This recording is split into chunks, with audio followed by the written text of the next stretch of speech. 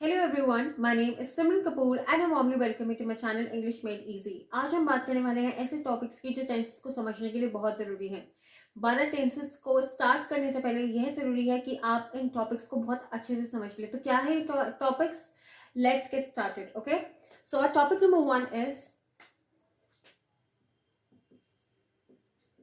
What is the meaning of tense. अब आप ये सोचेंगे ये तो बहुत ही बेसिक सा टॉपिक है, इसमें क्या समझने वाला है। तो मैं आपको बता दूं कि बहुत सारे ऐसे लोग हैं जिनको टेंस क्या होता है इसका मीनिंग ही नहीं पता होता। वो सिर्फ एक डेफिनेशन रट लेते हैं, डेफिनेशन को पढ़ लेते हैं, लेकिन उसका डीप मीनिंग क्या है, टेंसेस होते क्या हैं, वो समझ ही नहीं पाते हैं। And they directly jump on to learning those 12 tenses, present, past and future in their parts. Alright, तो ये बहुत जरूरी है। आज आप अच्छे से समझ जाएंगे कि टेंस होता क्या है। Our topic number 2 is verbs and its forms. All right. Now again, you would think this is a very a topic. This is a topic different from tenses. No, it's not different from tenses. Tense is all about the verbs. तो इसको समझना आज बहुत जरूरी है और इसके forms को भी। और ये जो थर्ड टॉपिक है हमारा, इसको मैं कहूंगी ये स्टार टॉपिक है। और ये टॉपिक क्या है? Tense, relation with time. Alright, tense की क्या रिलेशन है टाइम के साथ, ये बहुत ज़्यादा इम्पॉर्टेंट टॉपिक है समझने के लिए। ये एक ऐसा टॉपिक है जो आपकी काफ़ी सारी कन्फ्यूजन्स और कॉम्प्लिकेशंस को बहुत अच्छे से क्लियर कर देगा। ठीक है, so I would request you to please stay until the end of the video, because ये थर्ड पार्ट है और ये वीडियो के एंड में ही आएगा। इसको पढ़ने से आपके काफ़ी सारे कन्फ्यूजन और कॉम्प्लिकेशंस क्लियर हो जाएंगे माइंड में। So please please please stay until the and, क्योंकि मैं नहीं चाहती कि आप कोई भी ऐसी इंपॉर्टेंट इन्फॉर्मेशन मिस करें। Alright, so now let's get started with the topic number 1 कि टेंस होते क्या हैं। Alright, and before I start the video, I would request you to please subscribe to the channel and hit the bell icon to receive notifications of all my latest upcomings. Now, let's get started. Okay, let me just first rub this.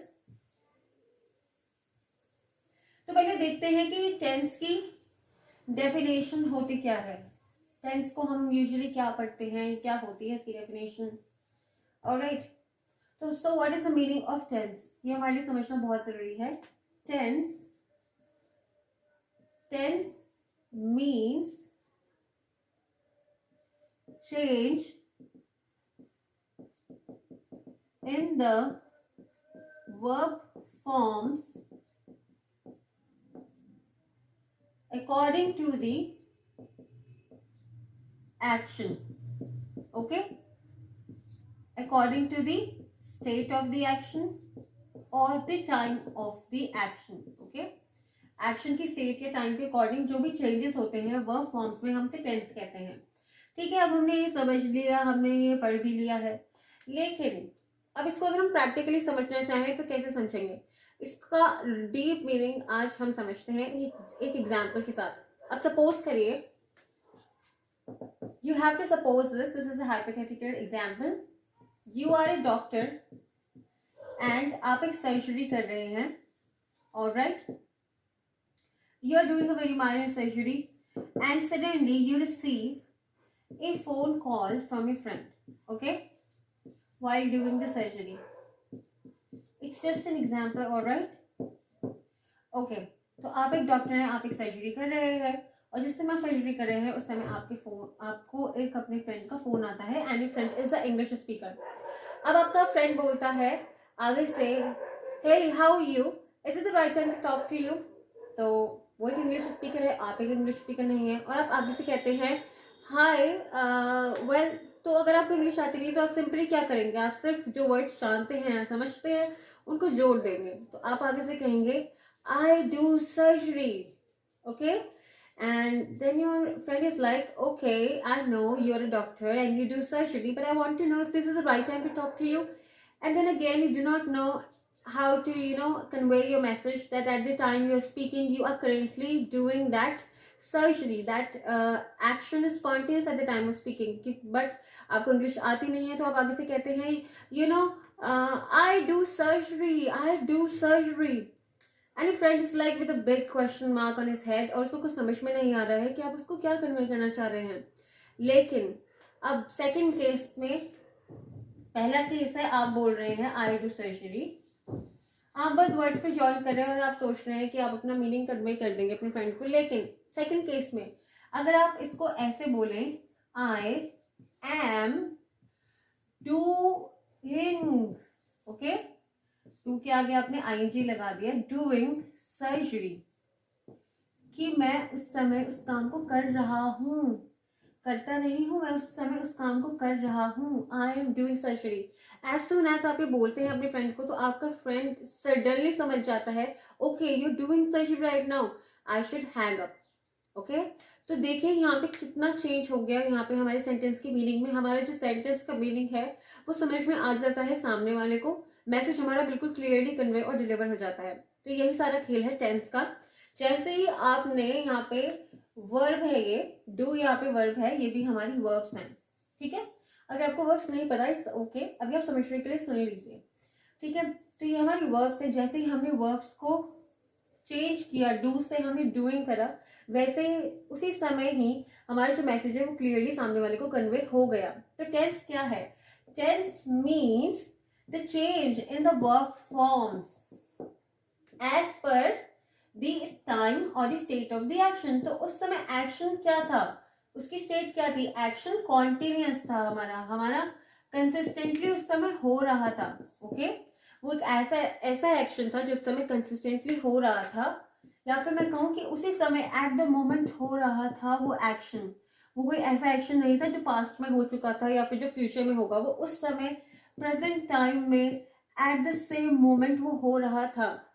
तो tense ये होते हैं। Tense means the change in the verb forms as per the time, या तो आप time ले लें या आप स्टेट के अकॉर्डिंग एक्शन के जो भी चेंजेस होते हैं वर्ब्स में, हम उसे टेंस कहते हैं। ऑलराइट, सो आई होप आपको टेंस का मीनिंग समझ में आया होगा। यहाँ पे tense means the change in the verb forms, okay, the change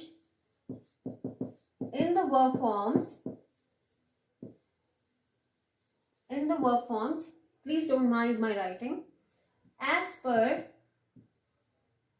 the time or the state of the action। तो उस समय वो एक्शन ऐसा तो था नहीं भाई, ये एक एक्शन है, सर्जरी कर रहे हैं आप, ठीक है। तो आप ये जब आप कहते हैं आई डू सर्जरी, तो इसका मतलब होता है कि आप ये कहना चाह रहे हैं कि मैं सर्जरी करता हूँ, ये मेरे रोजाना का काम है। लेकिन जिस समय उसका फोन कॉल आया, तो उस समय वो एक ऐसा एक्शन नहीं है जो आप रोजाना कर रहे हैं, ओके, करते हैं। ये ऐसा एक्शन है जो उस समय कॉन्टिन्यूअस है, ऑलराइट। तो उस एक्शन की स्टेट क्या थी? कॉन्टिन्यूअस थी। तो उस स्टेट के अकॉर्डिंग हमने अपनी वर्ब चेंज कर दी। तो हमने एक्शन की स्टेट के अकॉर्डिंग अपनी वर्ब चेंज कर दी, और यही टेंस होता है। अब टेंस जो वर्ड है इसको आप अपने दिमाग से निकाल दीजिए, उसकी जगह एक वर्ड चिपकाइए अपने दिमाग में। Change in verb forms is what is tense, ठीक है। टेंस चैप्टर क्या है? टेंस पूरा चैप्टर वर्ब्स का है, वर्ब्स का खेल है सारा टेंस में। टेंस तो एक शब्द है उसको देने के लिए चैप्टर को, लेकिन वो पूरा वर्ब फॉर्म्स का चैप्टर है, ऑलराइट। तो अब हम इसी के साथ अपने नेक्स्ट टॉपिक पे जंप ऑन करते हैं और हम समझते हैं वर्ब्स क्या होती हैं, इनकेस आपको नहीं पता, और इसकी फॉर्म्स क्या होती हैं, कितने टाइप्स के होते हैं। तो अगर आपको यहाँ तक सब कुछ क्लियर है, अगर आपको यहाँ तक सब कुछ समझ में आता है and you are happy, so please go right now, hit the subscribe button and please hit the bell icon also with it. तो इसी के साथ let me just rub this all and get back, and हम next topic की बात करते हैं verbs की, ऑलराइट।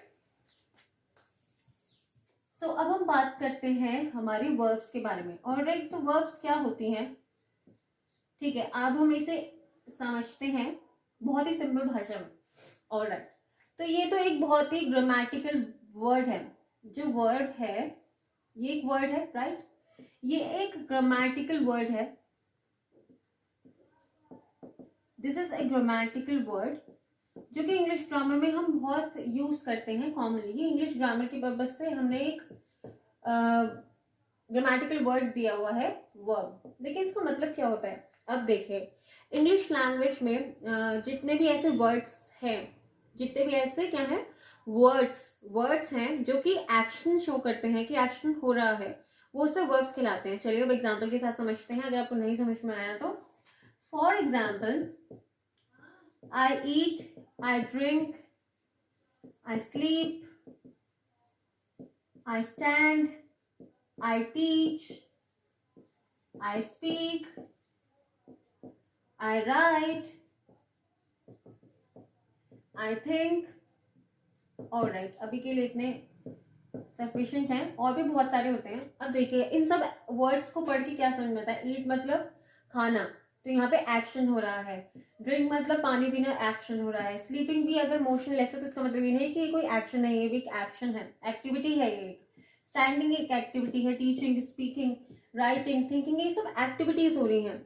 ऑलराइट, तो जितने भी हम एक्शंस करते हैं, जितने भी हम एक्शंस करते हैं, जो भी वर्ड्स ये डिनोट करते हैं कि एक्शन हो रहा है, उससे उन सभी वर्ड्स को, ये सिंपल सिंपल वर्ड्स हैं राइट, लेकिन ये सब वर्ड्स एक्शंस को डिनोट कर रहे हैं कि एक्शन हो रहा है, कुछ एक्टिविटी हो रही है। ओके, अगर मैं यहाँ पे लिख दूं पेंसिल, तो पेंसिल को पढ़ के आपको ऐसा लगता है कि इसमें कुछ एक्टिविटी हो रही है। ये तो एक थिंग है। क्या है ये? थिंग है। ठीक है, अगर मैं लिख दूं यहाँ पे मार्कर, जो कि मैं अभी यूज कर रही हूँ, या मैं लिख दूं यहाँ पे बोर्ड, या मैं लिख दूं यहाँ पे डस्टर, या मैं लिख दूं यहाँ पे अर्थ, तो क्या ये जो वर्ड्स हैं इन सबको पढ़ के आपको ऐसा लग रहा है कि इनमें कुछ एक्शन हो रहा है? नहीं हो रहा ना, क्योंकि ये सब नाउन्स हैं। ऑलराइट, लेकिन ये जो वर्ड्स हैं इनको पढ़ के आपको लग रहा है, आपको समझ में आ रहा है कि एक्शन हो रहा है, कुछ एक्टिविटी हो रही है। तो ये सब वर्ड्स, तो इंग्लिश लैंग्वेज में जितने भी ऐसे वर्ड्स हैं जो डिनोट करते हैं कि कुछ एक्शन हो रहा है, उन सभी वर्ड्स को हम वर्ब्स कहते हैं। क्या कहते हैं? हम वर्ब्स कहते हैं। Alright, we call them verbs. ये सब वर्ब्स कहलाती हैं। ठीक है, आई होप आपको क्लियर हुआ होगा कि वर्ब्स क्या होते हैं। ये सबसे सिंपल तरीका था समझने का कि वर्ब्स होते क्या हैं। ये तो बस इंग्लिश ग्रामर में इन सब वर्ड्स को समझाने के लिए हम एक ग्रामेटिकल वर्ड दे दिया है वर्ब्स, कि जो भी वर्ड्स इंग्लिश लैंग्वेज में, पूरे इंग्लिश लैंग्वेज में जितने भी ऐसे वर्ड्स हैं जो एक्शंस को डिनोट करते हैं, वो सभी वर्ब्स कहलाते हैं। ऑलराइट, तो अब हम देखते हैं, अब आपको क्लियर है what is verb. What is verb हमें क्लियर है। ऑलराइट, वर्ब होती क्या है ये हमें क्लियर हुआ। अब हम आते हैं इसके फॉर्म्स के बारे में बात करने में, जो कि बहुत इंपॉर्टेंट है समझने के लिए। Alright, so let me just rub this all and get back.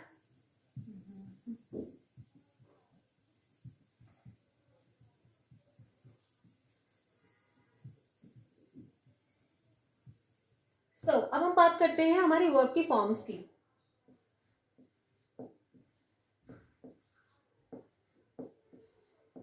Verb forms, अब हम इसे अपने पुराने एग्जाम्पल के साथ ही समझेंगे जो हमने अभी टेंस को समझने के लिए देखा था। ऑलराइट, सो तो जो हमने एग्जाम्पल देखा था वो ये था, आई डू सर्जरी।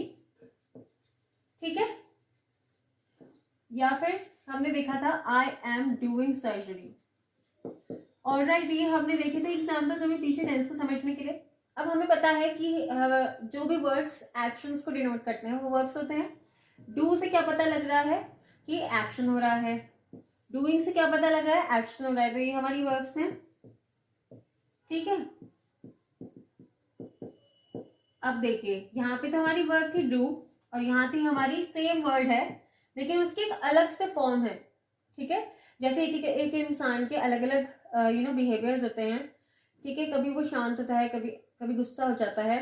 ठीक है, इसी in the same way do की एक और फॉर्म है जिसको हम बनाते हैं आईएनजी ऐड करके। ठीक है, तो जब हम डू में आईएनजी को प्लस कर देते हैं तो डू डूइंग हो जाता है।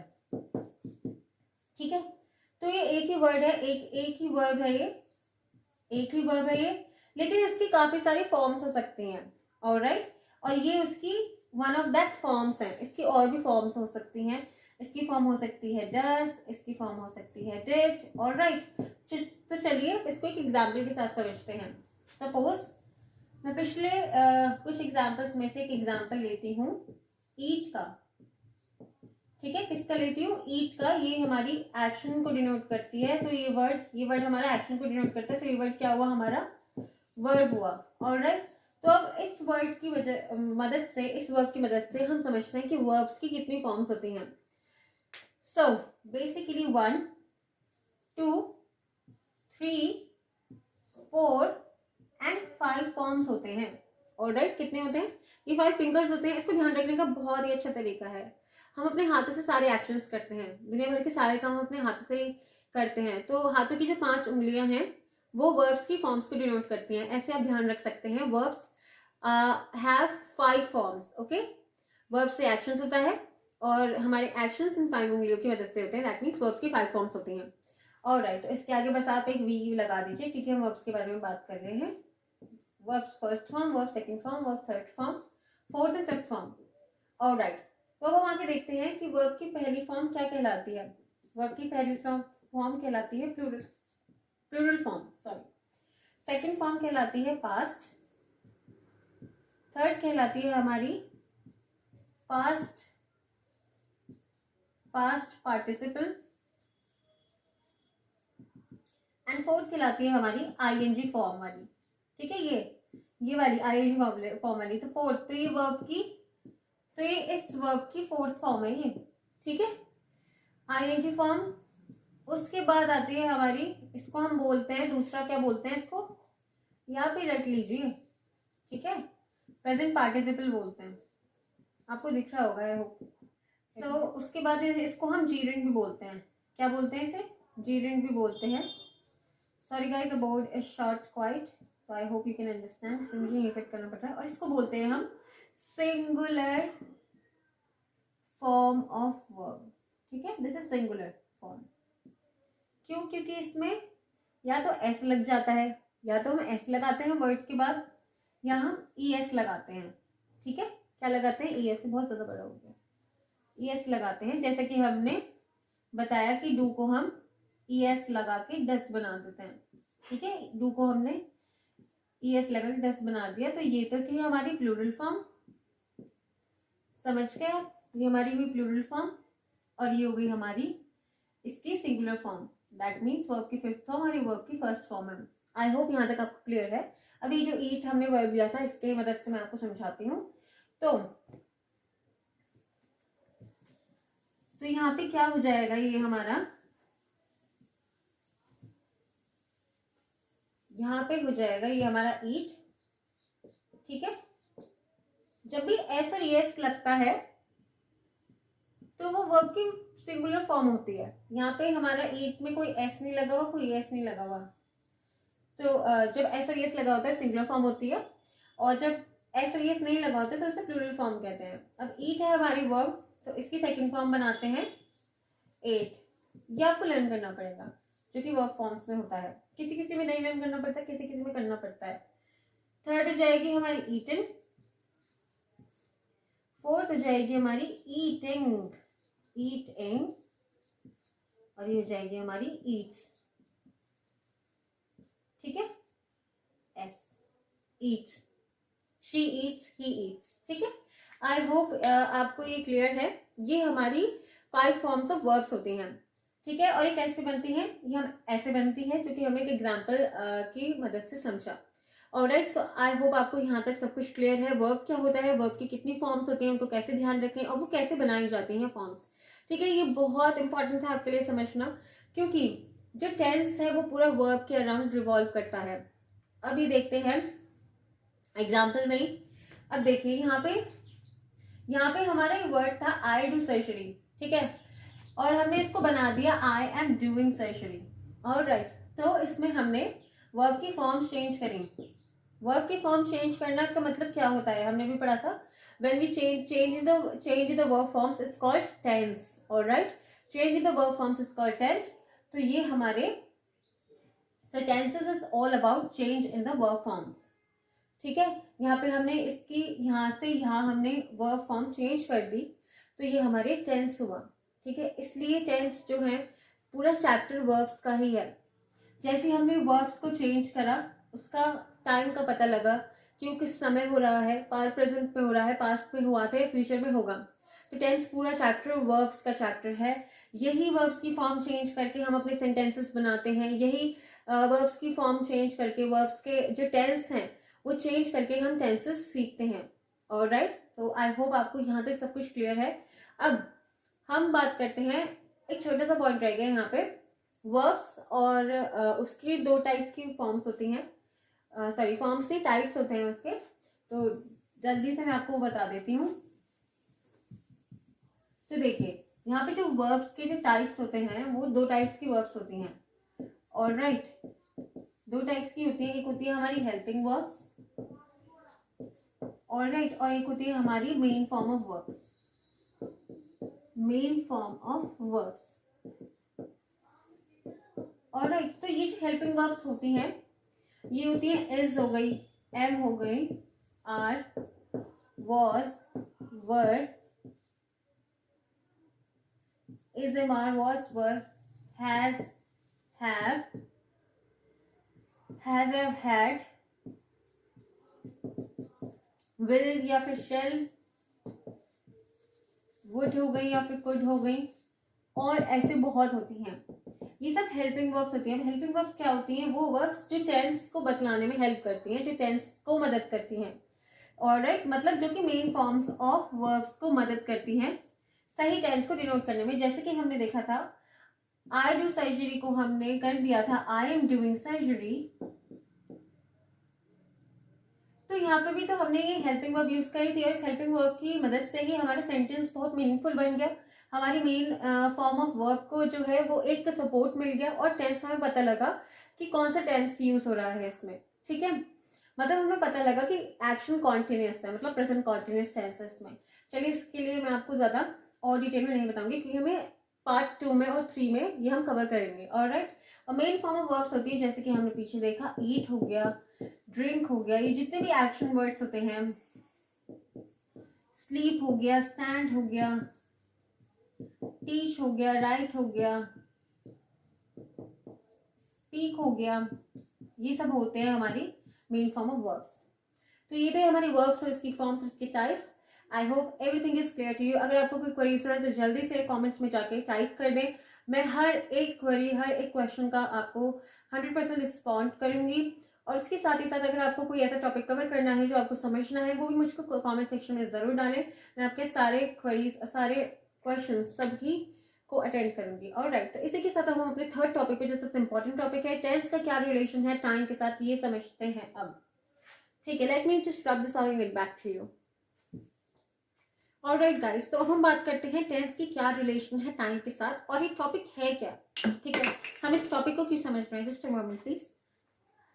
ऑलराइट, तो इस टॉपिक को समझने का बहुत इंपॉर्टेंट रीजन है, और वो रीजन ये है, तो चलिए पहले हम ये देख लेते हैं कि हम इस टॉपिक को आखिर समझ ही क्यों रहे हैं, और ये टाइम का क्या रिलेशन है टेंस के साथ, ये हम टॉपिक है क्यों लेकर आए हैं। तो देखिए, इस वाले का आंसर ये है कि आपने बहुत बार सोचा भी होगा खुद, और खुद देखा भी होगा लोगों को इस कंफ्यूजन के साथ कि वो कहते हैं कि अगर मैं प्रेजेंट टेंस का यूज कर रहा हूँ अपने स्ट्रक्चर में, तो वो ऐसे किसी एक्शन के बारे में कैसे बता सकता है जो फ्यूचर में होगा।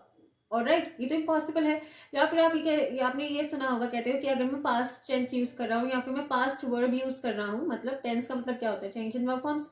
तो अगर मैं पास्ट की कोई वर्ब यूज कर रहा हूँ तो पास्ट जो एक्शन पास्ट में हुआ था उसके बारे में बताएगा, लेकिन ये तो बता रहा है कि एक्शन अभी प्रेजेंट में हुआ है, या फिर ये मैंने पास्ट वर्ब का यूज करा है, मतलब वर्ब की सेकंड फॉर्म का यूज करा है, तो ये फ्यूचर में होने वाले एक्शन के बारे में कैसे बता सकती है।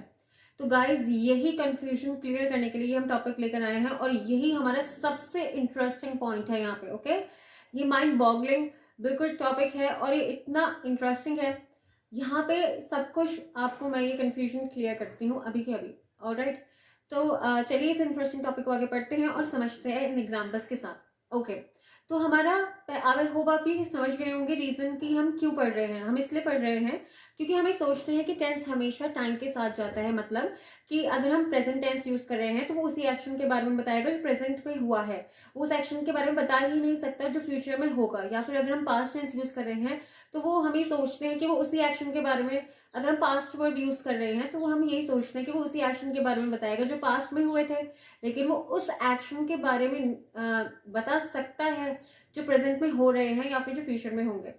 चलिए अब हम इन एग्जाम्पल्स के साथ समझते हैं, बहुत इंटरेस्टिंग टॉपिक है। ऑलराइट, तो हमारा पहला एग्जाम्पल है आई वॉन्ट टी। तो ये हमारा सिंपल प्रेजेंट में है। ऑफकोर्स अगर आपको नहीं पता टेंस क्या होते हैं, टेंस के स्ट्रक्चर्स क्या होते हैं, तो मैंने बहुत ही बेसिक टेंस लिए हैं ताकि आपको ये टॉपिक समझ में आ सके। तो इसका मैं स्ट्रक्चर बता देती हूँ आपको। जो प्रेजेंट टेंस होता है उसका स्ट्रक्चर होता है सब्जेक्ट, ठीक है, प्लस वर्ब्स की फर्स्ट फॉर्म जो हमने अभी पढ़ी थी, प्लस ऑब्जेक्ट। ऑलराइट, तो यहाँ पे हमने सब्जेक्ट यूज करा, जैसे कि आपने देखा सब्जेक्ट, यहाँ पे वर्ब की फर्स्ट फॉर्म है, प्लूरल फॉर्म है, इसमें कोई एस नहीं है, कोई ई एस नहीं है, और बाकी हमारा ये ऑब्जेक्ट है। ऑलराइट, तो अब हमने देखा कि हमने तो यूज करा है प्रेजेंट टेंस को, तो वो इसी एक्शन के बारे में बता रहे कि मुझे टी चाहिए, ये प्रेजेंट को कह रही हूँ मैं, तो ये उसी एक्शन के बारे में बता रहा है जो प्रेजेंट टाइम में हो रहा है। राइट, ये एब्सोल्युटली करेक्ट है। ऑलराइट, अब हम नेक्स्ट एग्जाम्पल देखते हैं। I leave tomorrow, I subject, leave verbs first form, tomorrow हमारा ऑब्जेक्ट है, प्रेडिकेट उसको बोल सकते हैं, हमारा रेस्ट प्रेडिकेट है। तो ये हमारा यूज हुआ है, इसमें प्रेजेंट टेंस यूज हुआ है, लेकिन वो कह रहा है कि मैं कल जाऊंगा, ठीक है, यूज कर रहा है प्रेजेंट टेंस का यूज करते हुए। प्रेजेंट वर्ब्स का वर्ब टेंस क्या होते हैं हमारे, वर्ब की फॉर्म्स और उनके जो चेंजेस होते हैं। तो ये यूज तो कर रहा है प्रेजेंट वर्ब का, ठीक है, ये यूज कर रहा है प्रेजेंट वर्ब का यूज करते हैं, मतलब प्रेजेंट टेंस का यूज करते हुए। तो उस एक्शन के बारे में बता रहा है जो फ्यूचर में होगा, तो हमें प्रेजेंट टेंस की यूज कर रहे हैं, हमें तो फ्यूचर टेंस यूज करना चाहिए, लेकिन ऐसा नहीं होता गाइस, ये सिचुएशन में पॉसिबल है। तो ये जरूरी नहीं है कि अगर प्रेजेंट टेंस हम यूज कर रहे हैं, मतलब प्रेजेंट वर्ब्स अगर हम यूज कर रहे हैं, तो वो उसी एक्शन के बारे में बताएंगे जो प्रेजेंट में हो रहे हैं। नहीं, वो उस एक्शन के बारे में बता सकते हैं जो फ्यूचर में होंगे।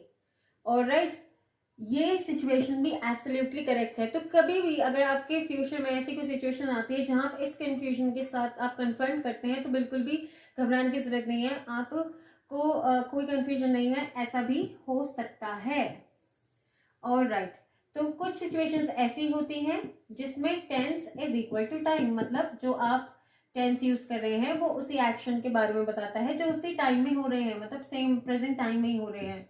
प्रेजेंट टेंस का यूज करके वो उस एक्शन के बारे में बताते हैं जो प्रेजेंट टाइम में हो रहे हैं। लेकिन कुछ ऐसी भी सिचुएशंस होती हैं जहां पे जो टेंस है, प्रेजेंट टेंस यूज करा हमने, but it does not go with the time,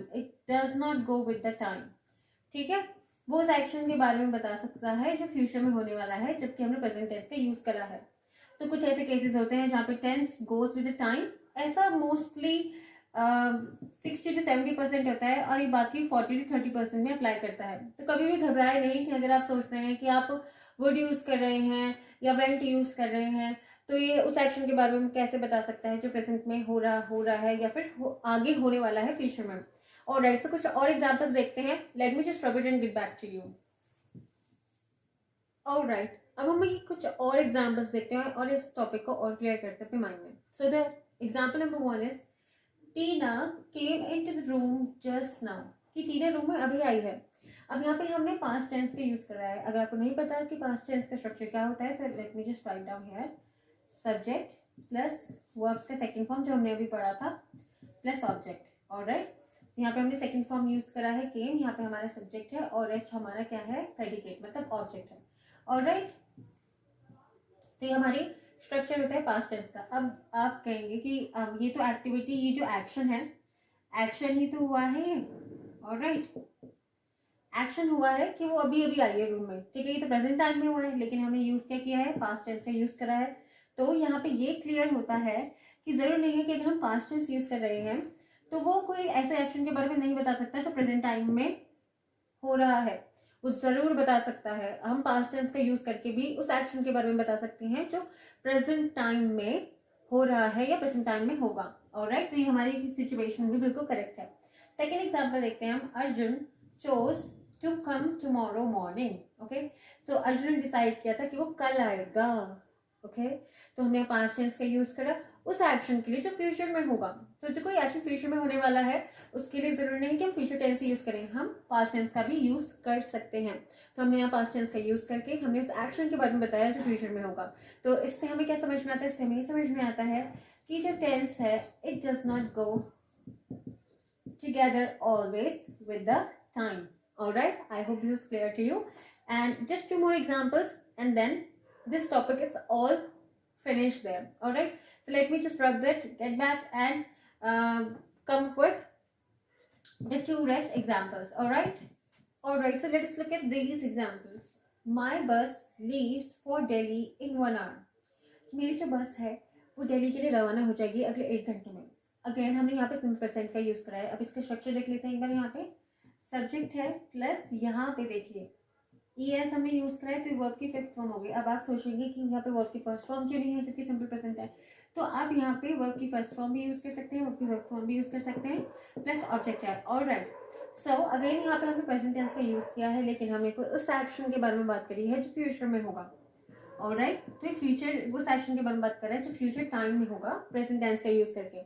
second example देखते हैं. माई बस विल लीव इन 1 hour. हमने सेम ही चीज को फ्यूचर टेंस का यूज करके बताया है और ये अगेन फ्यूचर टाइम के उस एक्शन को बता रहा है जो फ्यूचर टाइम में होगा.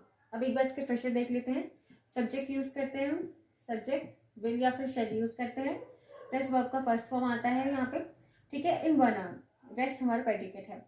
ऑलराइट, तो यहाँ पे हमने ये समझा कि एक कंडीशन होती है जब जो टेंस होता है it does not go according to the time, और एक ऐसी सिचुएशन है जहाँ पे टेंस जिस टेंस का यूज करा है वो उसी एक्शन के बारे में बताता है जो उसी सेम टाइम में होगा. ऑलराइट, तो ये दोनों सिचुएशंस ही एब्सोल्युटली करेक्ट हैं. इसका मतलब ये है कि अगर आप प्रेजेंट टेंस यूज कर रहे हैं तो वो उस एक्शन के बारे में बता सकता है जो प्रेजेंट में हो रहा है, ओके, या फिर जो फ्यूचर में होगा. या फिर आप फ्यूचर टेंस का यूज कर रहे हैं तो वो फ्यूचर टाइम के बारे में भी बता सकता है. ओके, मतलब वो तो और अगर आप फ्यूचर टेंस यूज कर रहे हैं तो एग्जाम्पल में तो वो उसी एक्शन के बारे में बता रहा है जो फ्यूचर में होगा. ऑलराइट, सो आई होप आपको ये टॉपिक क्लियर हुआ होगा, आपको समझ में आया होगा why we are studying this, और ये कितना इंटरेस्टिंग और कितना इंपॉर्टेंट था समझने के लिए. तो अब हम देखते हैं दोनों में बेसिक डिफरेंस देख लेते हैं टेंस और टाइम में इस वाले केस के लिए. तो बेसिक डिफरेंस ये है कि चलिए ऐसे ही समझ लेते हैं कि जो टेंस है, हमारा जो टेंस है वो एक ग्रामेटिकल कॉन्सेप्ट है, लेकिन जो हमारा टाइम है वो एक ग्रामेटिकल कॉन्सेप्ट नहीं है. हमारा जो टेंस है वो हमारा जो टाइम है वो एक यूनिवर्सल कॉन्सेप्ट है, मतलब पूरे यूनिवर्स में टाइम अप्लाई होता है. लेकिन जो टेंस है वो पूरे यूनिवर्स में अप्लाई नहीं होता. ऐसे भी बहुत सारी लैंग्वेजेस हैं जिसमें टेंस का यूज नहीं किया जाता.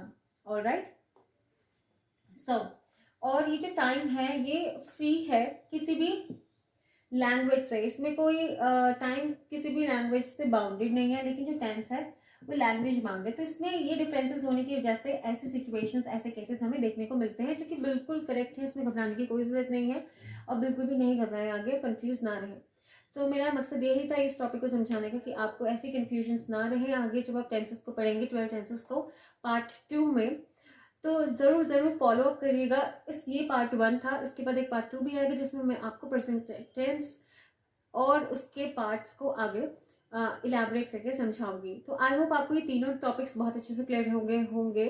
टेंस क्या होता है, वर्ब्स क्या होते हैं, इसकी फॉर्म्स क्या होते हैं, इसके टाइप्स क्या होते हैं, और टेंस की क्या रिलेशन है टाइम के साथ. टेंस एक पार्ट में होता है इक्वल टू टाइम और एक पार्ट में होता है नॉट इक्वल टू टाइम. तो दोनों सिचुएशन ही सही है. तो आई होप आपको 3 टॉपिक्स बहुत अच्छे से क्लियर हुए होंगे. तो मुझे कमेंट सेक्शन में ज़रूर बताएं, और साथ ही प्लीज़ चैनल को सब्सक्राइब करें. And if you have any queries, please let me know in the comment section. Until next time, take care and I'll see you soon.